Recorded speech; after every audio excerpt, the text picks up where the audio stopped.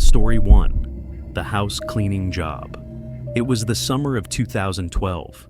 I had a late birthday, so I was still 15 when all my friends were 16. They all had jobs for the summer, but nobody would hire me because I was only 15. I started looking for off-the-books jobs on Craigslist. I found an ad titled, "Looking for House Cleaning Services, Paying $10 an Hour." The ad had two pictures of the house, one outside and one inside. It was a typical middle-class house. He lived in the next town over. The only way to contact him was by email, so I emailed him, telling him I was only 15 years old and was willing to clean his house for $10 an hour. He responded in 10 minutes, telling me his work schedule and when he would need me to be available. I told him that was okay, and then he asked me if I had means of transportation to get there every day. I didn't even realize that my mom wouldn't be able to drive me every day. Oddly, he offered to give me a lift to and from every single day. He said he worked close, so coming home to give me a ride wouldn't be a problem. I agreed, without even asking my mom. So the man asked for my address. I gave it to him, and he said he would be over at 8:30 a.m. on Monday to pick me up. Come Monday, I met him outside. He drove a black 2005 Nissan Maxima. He himself had a black beard and a Mets hat on.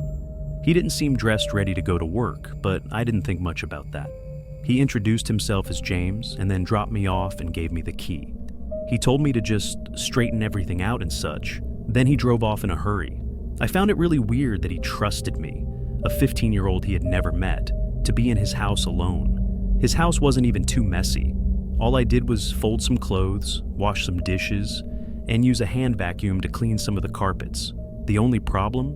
It was extremely hot in the house, even hotter than outside.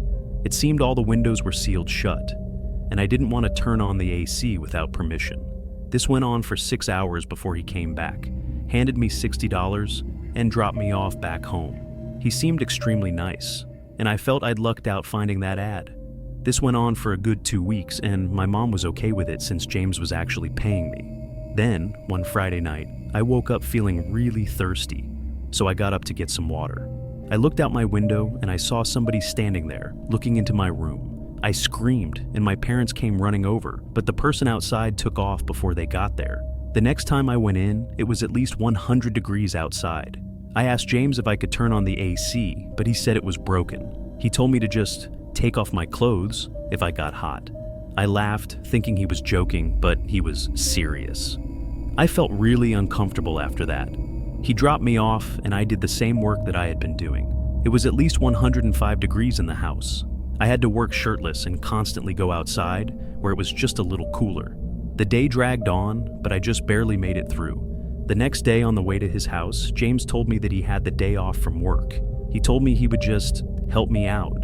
I was not happy to hear this. I would rather just be alone in the house. He seemed to slowly follow me into whatever room I went to clean. I eventually had to go to the bathroom, so I ran upstairs and made sure he wasn't following me. But in the bathroom, I made a shocking discovery. Up in the corner of the room, I found a small camera pointing from out of the wall, just barely visible. I scanned the room for more, and sure enough, there was one in the bottom corner as well. I started searching the whole bathroom for more cameras. I checked under the sink, but what I found was much worse. There were 2 huge stacks of VHS tapes, each one with a sticky note attached with someone's name on it. The one on the top was my name. I almost threw up then and there. I had to find a way to get home safely. James then knocked on the door, asking if I was all right. I said I wasn't feeling good and asked if he could drive me home. He said, okay. I stepped outside, and he told me he had to go as well, so he stepped into the bathroom. For the first half of the car ride, he didn't say anything to me, and the road he was taking me on wasn't familiar. In fact, I noticed that the direction we were heading in was the complete opposite of my house. Where are we going?" I asked. He looked at me and said, "What were you doing in the bathroom?" I started to panic. I didn't answer, so he asked again in a much angrier voice. We were stopped at a traffic light, so I took that opportunity to unlock the door and escape the car. I ran away out of sight before calling my mom, crying into the phone, telling her to pick me up. She came over as soon as possible. She immediately reported James, and the police found the tapes under his sink. Some of the tapes contained much worse things than kids just cleaning the house. The scariest thing? Some of the kids seen in the tapes are still missing to this day. He was arrested and tried for child pornography, kidnapping, and some other charges. I'm happy I jumped out of that car because I don't know where he was taking me. Story 2. The Black Leather Couch.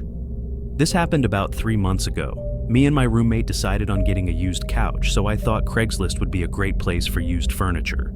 I scrolled through about 3 pages before finding a black leather couch. It was in really good condition, and it had a really good price, around $200. I told myself this was too good to be true, and man, I should have listened to myself. We arranged a price, and the guy told me to meet him at his place over email. My roommate was out working overtime, so I had to go alone. The address was a little ways out of town. The house was surrounded by trees. You had to go through the driveway to be able to see it. I got out of my car and knocked on the door. This house was different. It was small and wooden, and it looked pretty eerie. When I knocked the 3rd time, I heard creaks on the wood floor coming from inside. Anyone could tell it was footsteps, but it sounded like they were tiptoeing. Then I heard a faint muffled voice through the door. "Hey, are you the couch guy?" But they sounded pretty rushed, so I responded, Yes, I am." He said back, "Okay, come around back. The couch is there." I felt a little weirded out by it, but I brushed it off.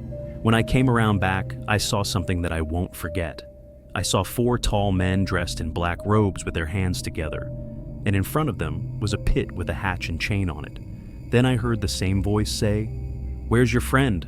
I booked it out of there and frantically shoved the key in my car and started it. I looked out the mirror and saw the front door fly open. I shifted into first and fled out of there. The thing that makes me uneasy to this day is that in the emails, I never told him I had a roommate. Story 3. The Tote Box Scam. I was about 12 years old. I was looking for some craft storage since I got a lot for Christmas. The ones at the stores were really pricey, so me and my 27-year-old sister looked for some on Craigslist. We found someone offering a huge tote for only $10. That would mean getting a $90 discount, so we checked it out. The person lived relatively close to us, so we gave the guy our email. He emailed us within an hour and asked where we should meet. I said we should meet at Dollar Tree since it was a short walk away. He, to my surprise, asked to meet at my home. I lived in an apartment, so that would be inconvenient, so I said that we lived farther away. He said he could drive, but we said no. So we eventually said it was okay to meet at Dollar Tree, but he could only meet up at 9 p.m. I said that's okay, even though it would be dark by then. He said to meet up today. My sister worked the night shift tonight, so she said I could walk there and back and to just bring my wagon so I could just put the tote in it. She gave me $10 and I started walking at 8:30. I arrived just on time and I saw an old knocked up 2006 Kia. I assumed it was him, so I yelled, "Hey, got the tote?" He got out of his car and said he left it at home. He asked if I wanted to take a drive with him to his house. I said I can't because it wasn't okay with my family. He said he would drive me home, and I firmly said no. He said if I came with him, that I could get the tote for free.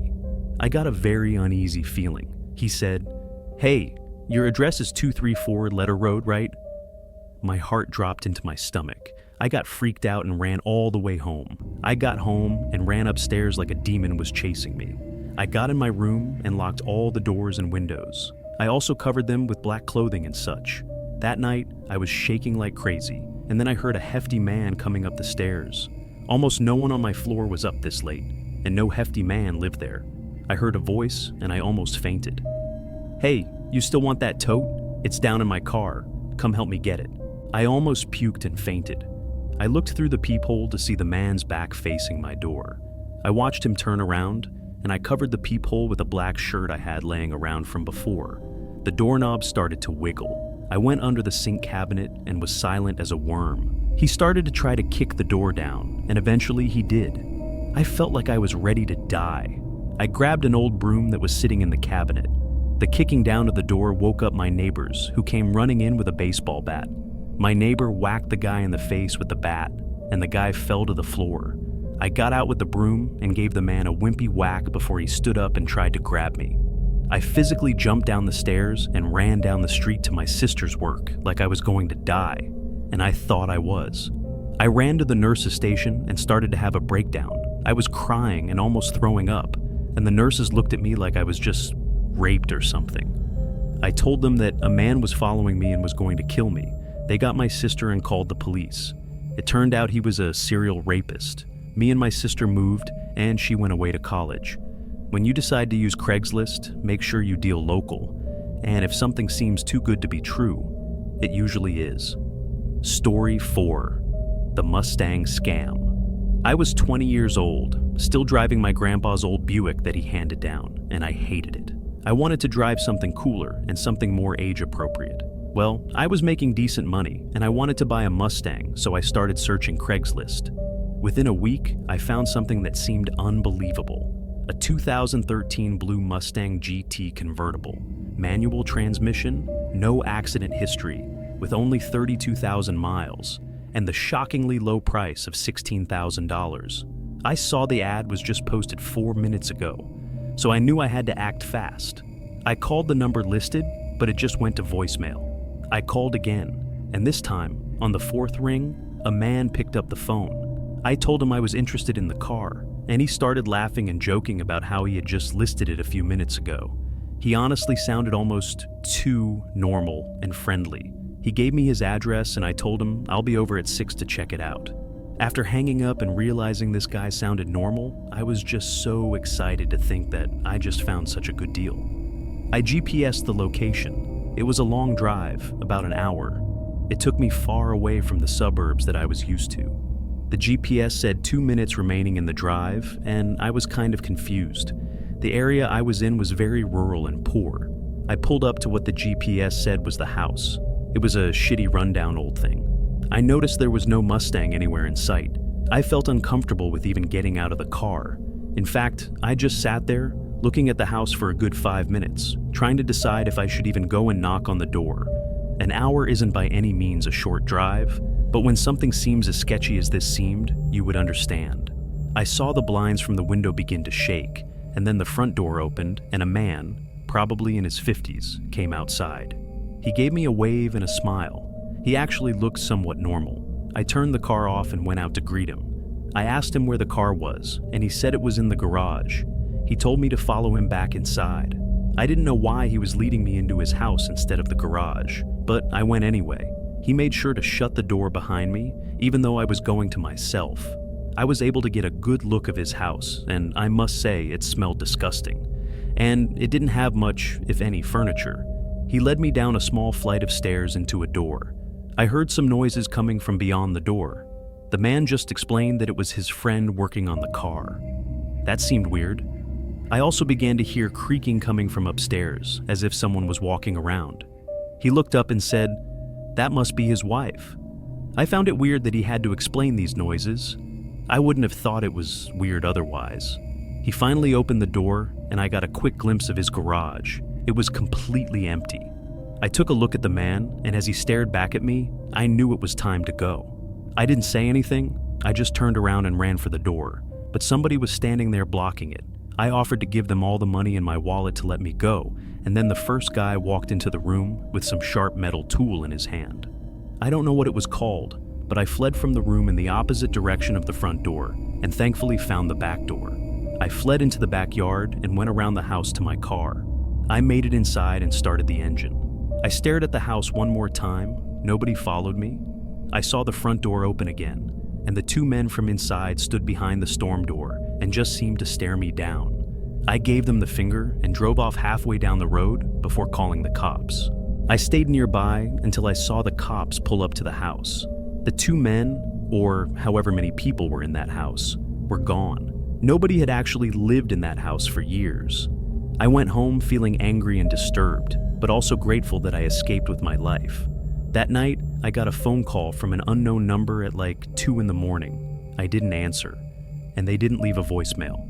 10 seconds later, I got a text from the same number saying, "Look outside your window." I had my blinds down and feared what might be on the other side, but I had a pretty good feeling.